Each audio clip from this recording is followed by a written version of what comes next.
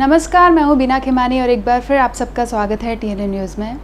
आज हमारे साथ हैं most energetic, entertaining and award winning celebrity chef, जिन्होंने अपनी शानदार कुकिंग से लाखों करोड़ों फूड लवर्स के दिलों में अपनी एक अलग जगह बनाई है। जी हाँ, आज हमारे साथ हैं सेलिब्रिटी शेफ़ हरपाल सिंह सोखी जी। सर, स्वागत है आपका TNN न्यूज़ में। सर, शो की शुरुआत करने से पहले मैं चाहूँगी कि आप आपके अलग अंदाज़ में कुछ मिठास और नमक शमक के साथ में गुनगुना दीजिए, और साथ ही हम थोड़ा आपके बारे में भी जानना चाहेंगे कि आप शेफ़ किस तरीके से बने। हेलो बीना जी, नमस्कार। तो मैं अपना एक पहले छोटा सा इंट्रो दे देता हूँ। मेरा नाम है शेफ़ हरपाल और ज़्यादातर लोगों ने मुझे टेलीविज़न में देखा है पिछले कुछ सालों में।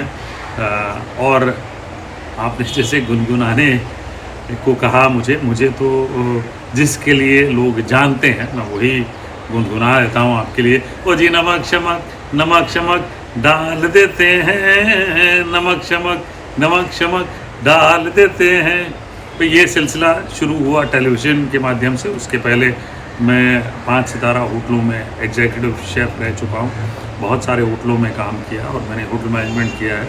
मैं एक छोटे से शहर खड़गपुर से बिलोंग करता हूँ, जहाँ पे लोग ज़्यादातर प्रेफर करते हैं कि इंजीनियर बने या रेलवेज़ में ज्वाइन करें। भाई, हम थोड़े से अलग हट के चले गए होटल मैनेजमेंट करने, और वो भी मेरे भाई साहब के कहने पे, क्योंकि उन्होंने कहा कि हरपाल, होटल मैनेजमेंट में आपको नौकरी जल्दी मिल जाती है, और उस ज़माने में नौकरियां आसान नहीं थी, तो इसलिए हम चले गए थे होटल मैनेजमेंट करने, और वहाँ से हमारा सिलसिला शुरू हो गया।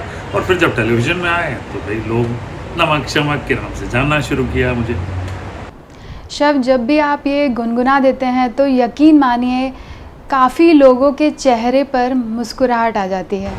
अब मैं आपसे जानना चाहूँगी कि एक आदमी भी स्वादिष्ट खाना बना सकता है? जी, जैसा आपने पूछा कि भाई मुझे ऐसा लगता है कि जितने मेल मेंबर्स हैं वो बाई चॉइस शेफ़ बनते हैं, वो ऐसा प्रिपेयर्ड नहीं होते। मेरे ज़माने में मैं बात कर रहा हूँ, ठीक है। बाकी आई वुड से कि फीमेल्स ही हमारे हिंदुस्तान में उन्होंने ही किचन को कंट्रोल किया है, और वो ही ज़्यादातर किचन संभालती हैं, और मेरा ख्याल से वो बेहतर खाना बनाती हैं, रोज़ बनाती हैं और रोज़ बेहतर बनाती हैं। हम जो प्रोफेशनल शेफ़्स हैं वहाँ डेफिनेटली मेल मेंबर्स ज़्यादा हैं, क्योंकि थोड़ी सी दिक्कत तो नहीं कहूँगा मैं, क्योंकि बहुत सारी ऐसी फ़ीमेल शेफ़्स हैं जो बहुत अच्छा नाम कमा गई। यहाँ पे बहुत ज़्यादा नंबर्स नहीं है फ़ीमेल की प्रोफेशनली। वो इसलिए है कि कई बार जो फीमेल्स हैं उनको फैमिलीज़ बनानी होती है, या फैमिली का भार जो है उनके ऊपर ज़्यादा होता है, इसलिए वो छोड़ के चले जाती हैं। फिर उसके बाद घर से ज़रूर कर लेती हैं कुछ ना कुछ एंटरप्रेन्योरशिप प्रोग्राम, केक्स बनाती हैं, या घर से ऑर्डर चलाती हैं, या केटरिंग करती हैं। पर प्रोफेशनली येस, मेल मेंबर्स ज़्यादा हैं in professional chefs category, I would say. होटलों में भी वो बाय चॉइस उन्होंने एक करियर चुना होता है, इसलिए उनको एक करियर बनाना होता है, ये हमने देखा है। और मुझे लगता है कि हाथों का जादू जो है वो डेफिनेटली फीमेल्स में ज़्यादा है, ये मैं ज़रूर मानता हूँ। हरपाल जी, आज आपको हमारे दर्शक देखकर काफ़ी इंस्पायर हो रहे होंगे आपसे। अब मैं आपसे जानना चाहूँगी कि आपके हाथों से बने स्वादिष्ट खाने ने काफ़ी लोगों के दिलों में अपनी एक अलग जगह बनाई है, पर मैं आपसे जानना चाहूँगी कि आपकी फ़ेवरेट कुज़ाइन आपका कौन सा है? आपको कौन सी डिश बहुत अच्छी लगती है? जब खाने की बात आती है तो इंडियन क्यूज़ीन मेरे दिल के बहुत करीब है, क्योंकि इतनी सारी वैरायटी है कि आप खाते खाते थक जाएंगे, लेकिन क्यूज़ीन ख़त्म नहीं होती। मैं एक चीज़ हमेशा कहता हूँ कि Indian food is like Amazon forest, it is endless, ठीक है। It can not be discovered completely वाली चीज़ है इन वन लाइफ टाइम। एक इंसान की बस की बात नहीं है कि वो एक लाइफ टाइम में पूरी क्यूज़ीन डिस्कवर कर ले। जब भी मैं घूमने जाता हूँ कुछ ना कुछ नई चीज़ें अपने देश की देखते रहता हूँ, जानते रहता हूँ और पता भी चलता है कि ये चीज़ अच्छा भाई ये है बढ़िया। वैसे विदेश भी घूमते हैं तो वहाँ की क्यूजीन्स भी अच्छी हैं। मैं ये नहीं कहूँगा, मुझे मेडिटेरेनियन बहुत पसंद है। जो मिडल ईस्ट की क्यूजीन बहुत अच्छी लगती है। फार ईस्ट की क्यूजीन जब भी मैं सिंगापुर जाता हूँ मुझे बहुत अच्छी लगती है। इन सब क्यूजीन्स में चाइना में भी जैसे इन सब क्यूजीन्स में थोड़ी सी कहीं ना कहीं एक बात है जो हिंदुस्तान के क्यूजीन में भी है। जैसे कि हिंदुस्तान की क्यूजीन एक परंपरा वाली चीज़ है, विलायत में भी जो क्यूजीन है वहाँ पे भी कुछ ना कुछ परंपरा है। जैसे मेडिटेरेनियन की एक परंपरा है, एक साउथ ईस्ट एशियन क्यूजीन की एक परंपरा है जो काफ़ी हद तक हिंदुस्तान से भी मैच करती है, खाने के टेस्ट के मामले में नहीं, परंपरा के मामले में। तो मुझे मेडिटेरेनियन क्यूजीन भी अच्छी लगती है और साउथ ईस्ट एशियन, ख़ास तौर से जब मैं जाता हूँ थाईलैंड जाता हूँ या सिंगापुर जाता हूँ तो वहाँ पे आपको बहुत सारी वैरायटी मिलती है खाने की और मुझे बड़ा मज़ा आता है खाने में, बहुत अच्छा लगता है। सर, आप देश विदेश घूम चुके हैं, मैं आपसे जानना चाहूँगी कि फ़ूड कल्चर को लेकर क्या डिफरेंस देखते हैं आप, और स्पेशली इंडियन फूड्स को लेकर क्या दीवानगी रहती है लोगों में? जी, हर कंट्री की देखिए एक पहचान होती है, क्यूजीन अपनी एक पहचान होती है, आइडेंटिटी होती है।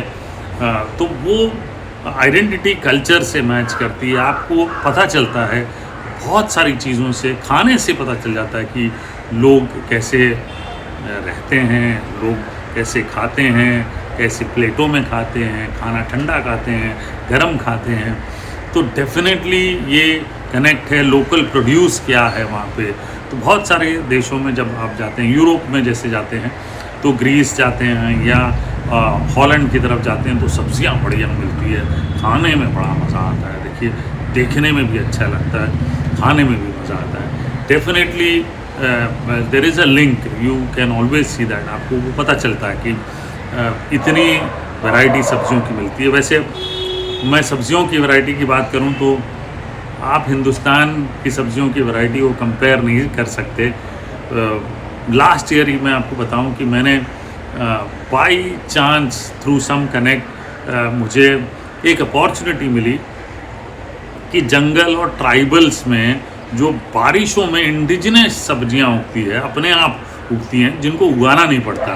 बारिश हुई तो अपने आप घास के रूप में, सब्जियों के रूप में जंगलों में सब्जियां उगने लगती है। तो पिछले साल मुझे ऐसी बहुत सारी सब्जियों को देखने का चांस मिला।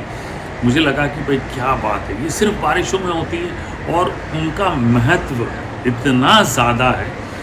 जो मुझे जानकारी मिली, जो मेरे फ्रेंड से जो लेके आए थे सब्जियां से, वो बताते थे कि ये सब्जियां खाने का एक पैटर्न है, आप ऐसे ही नहीं खा सकते। अगर पहली बारिश में जो सब्ज़ी उगी आपने वो नहीं खाई तो आप बाकी के जो 8-10 वैरायटी होती है पूरे बारिश के मौसम में वो नहीं खा सकते, क्योंकि आपका डाइजेशन जो है सिस्टम वो तैयार नहीं होता। तो जब आप पहली बार जो बारिश होती है वो ग्रास खाते हैं या उस समय जो सब्ज़ी उगती है अपने आप वो खाते हैं तो आप बाकी खा सकते हैं। तो ऐसे हिंदुस्तान में कई सारी सब्जियां हैं, कई सारी चीज़ें हैं जो मेरे ख्याल से आपको विलायत में नहीं देखने मिलेगी। I can guarantee you that, क्योंकि मैं बहुत सारे दोस्तों द्वारा, अपने शेफ़ कलीग्स द्वारा ये देखते रहता हूँ कि ऐसी कौन सी चीज़ है जो हमें नहीं पता और उनसे जानकारी लेते हैं तो ये पता चलता है। जैसे मैं आपको बताऊं कि पिछले 2-3 साल पहले मैं जब उत्तराखंड के दर्शन करने गया था ऐसे घूमने के लिए, तो वहाँ के जो मेरे फ्रेंड्स हैं उन्होंने मुझे टूर दिया और मैंने देखा जंगलों में वो बताते जा रहे थे कि हरपाल जी, इस पेड़ का रूट जो है, आँख में जो आपको मोतियाबिंद होता है, पूरा गांव इस पेड़ के रूट का रस से इलाज करता है। ये पेड़ एक जंगलों में जब मैं ट्रैकिंग कर रहा था तो वहाँ पे बुरांश का फूल जो है, लाल लाल कलर का फूल होता है, उसका जो अर्क निकलता है उबाल के, वो कार्डियक प्रॉब्लम्स के लिए, ब्लड प्रेशर के लिए लोग यूज़ करते हैं। तो ऐसी कई सारी चीज़ें उन्होंने बताई मुझे जो जानकारी मुझे मिली वो मैं देख के हैरान हो गया कि हिंदुस्तान में इतना कुछ है जिसकी जानकारी एक्चुअली अभी FSSAI द्वारा और ऐसे बहुत सारे माध्यम, मेरे कलीग्स जो हैं, मेरे शेफ्स जो हैं, जो उत्तराखंड में रहते हैं या ऐसे पहाड़ों में रहते हैं, अलग अलग जगहों में रहते हैं, नॉर्थ ईस्ट में रहते हैं, वो सब जब शेयर करते हैं तो नॉलेज जो है उभर के आ रही है। लोग देख पा रहे हैं कि हिंदुस्तान में कितनी बढ़िया चीज़ें हैं। और देखिए, जोग्राफिकल प्रोड्यूस से भी पता चलता है, कल्चर का भी पता चलता है, रहन सहन पता चलता है, खाने के तरीके से लोगों के बारे में जानकारी ये मिलती है आपको, हमें भी मिलती है। तो ये कहीं ना कहीं खाना, कल्चर, रहन सहन, लोगों का टेम्परामेंट, ये सब कनेक्टेड है। तो ये डेफिनेट परंपरा है, साइंस है, जो हम सब देख रहे हैं कि लिंक्ड है। तो ये चीज़ देखी गई। जैसे आप नॉर्थ में चले जाएं तो सर्दियों में आपको बोला जाता है कि आप घी वाली चीज़ें, आप गर्म चीज़ें ज़्यादा खाएं ताकि आपका शरीर जो है उसको गर्माहट मिले। ये चीज़ें अचानक से नॉर्थ में ही देखी गई कि सर्दियां होते ही जैसे ख़त्म हो जाती, गर्मियां आते ही खाना जो है, सब्जियां जो है बदल जाती, पानी वाली सब्जियां ज़्यादा खाते, और पूरे हिंदुस्तान में ऐसी चीज़ें देखी गई है। तो ये बहुत इम्पॉर्टेंट है, ये बहुत बढ़िया कनेक्ट है।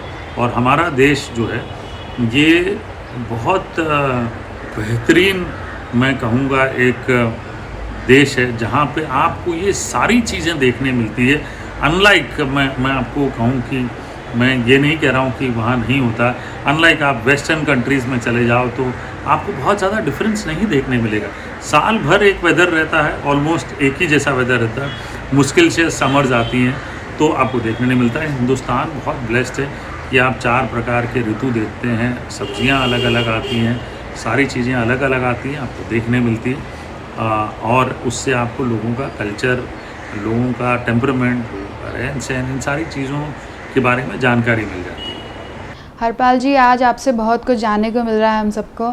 अब एक इंटरेस्टिंग सवाल मेरा आपसे है कि आप एक सेलिब्रिटी शेफ़ तो हैं ही, साथ में आपने बॉलीवुड मूवी में भी काम किया है और आप एक अच्छे डांसर भी हैं। झलक सीज़न 9 में आप डांस भी कर चुके हैं, उसके बारे में आप कुछ बताइए। जी, बिल्कुल सही, आपने काफ़ी अच्छी रिसर्च की है मेरे बारे में। जैसे मैं देख रहा हूँ कि मुझे अपॉर्चुनिटी मिली बॉलीवुड में एक फ़िल्म करने की जिसका नाम था बैंक चोर। रितेश देशमुख जी लीड एक्टर थे।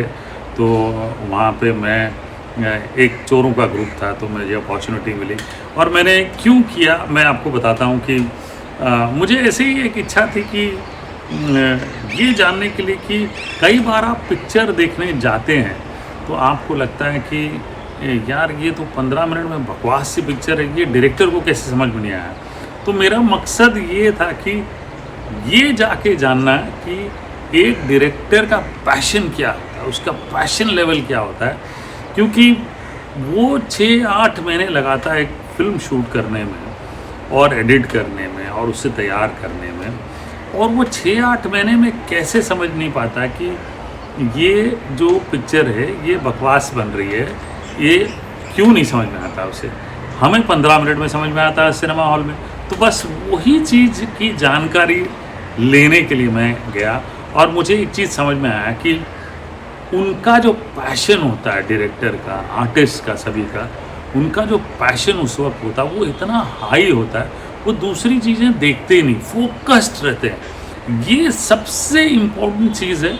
मैं सभी को बताना चाहूँगा कि ये सबसे इम्पोर्टेंट चीज़ है कि जो फिल्म मेकर वो इतना फोकस्ड होता है उस दौरान, उसे लगता है कि ये जो फिल्म मैं बना रहा हूँ इससे बढ़िया चीज़ ही नहीं है कोई, ये सुपर हिट होने वाली है, ब्लॉकबस्टर होने वाली है। So that focus is what I found out. मुझे वो समझ में आया कि आदमी फोकस्ड कितना रहता है। अंजाम ठीक है, आप छोड़ दीजिए।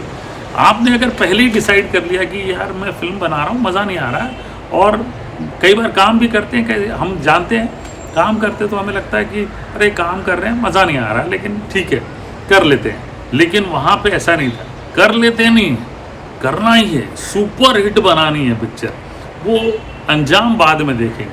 तो ये चीज़ मुझे देखने को मिली और साथ में ऐसा एक फीलिंग भी थी कि चलो कर लेते हैं, एक शेफ़ कर सकता है बहुत कुछ, तो ये भी कर सकता है, तो करने चले गए हम फिल्म देखने के लिए। सेम स्टोरी झलक दिखला जा की भी थी कि जब हम झलक दिखला जा करने गए थे तो मुझे ये लगा कि ये एक बहुत बढ़िया माध्यम है। डांस वैसे भी हर एक के जीवन में होना चाहिए, क्योंकि आपके बॉडी को फ्लेक्स कर देता है, आपके मसल्स को फ्लेक्स कर देता है, आपको एकदम चुस्त बना देता है। क्योंकि जब मैं झलक दिखला जा में मेरी शुरुआत हुई तो पहले 2 दिन हम गए तो उन्होंने मुझे मतलब योगा करवाया। मैंने कहा यार हम तो डांस करने आए थे, ये तो योगा करवा रहे हैं। तो योगा 2-2 घंटा कराए, उसके बाद एरोबिक एक्सरसाइज किए, स्ट्रेचिंग कराए, 4-5 घंटा ये सब करने के बाद बोले अब घर जाओ। मैं कहा डांस तो कुछ किया ही नहीं। तो बोले सर पहले आपकी बॉडी को ज़रा खोल देते हैं। तो मुझे लगा ये बहुत बढ़िया चीज़ है, ये एक माध्यम है जो हर एक के जीवन में होना चाहिए। डांस जो है हर एक के जीवन में होना चाहिए। और मुझे ये भी पता है कि जो मेरे पिताजी थे वो बचपन में हमेशा कहते थे कि बारातों में जाते थे हम, तो हमेशा मुझे आगे करते थे नाचने के लिए, और मैं बहुत शर्माया करता था कि मुझे नाचना नहीं है, मुझे करना नहीं है। मैं छुपता था, मैं भागता था। और अनफॉर्चुनेटली तभी जब मैंने झलक दिखला जा किया तो पिताजी तो नहीं रहे, बट मैंने अपना वो मेरी जो वो जर्नी थी वो मैंने अपने पिताजी को डेडिकेट की कि भाई ये भी कर लेते हैं, करके देख लेते हैं। तो ऐसे ही चले गए थे हम करने के लिए और बहुत मज़ा आया। और मुझे लगा कि डांस बड़ी मज़ेदार चीज़ है, बहुत आदमी को फ्लेक्सिबल बना देता है और इंसान को डांस ज़रूर करना चाहिए, क्योंकि it keeps your mind happy, fresh. Yes, बहुत इंटरेस्टिंग रही है। एक शेफ़ के लिए तो डेफिनेटली इंटरेस्टिंग रही है। Thank you so much chef Harpal ji, आपने आपका इतना कीमती समय हमारे साथ में दिया। धन्यवाद। तो ये थे सेलिब्रिटी शेफ़ हरपाल सिंह सोखी जी। आपसे एक बार फिर मुलाकात होगी, तब तक के लिए नमस्कार।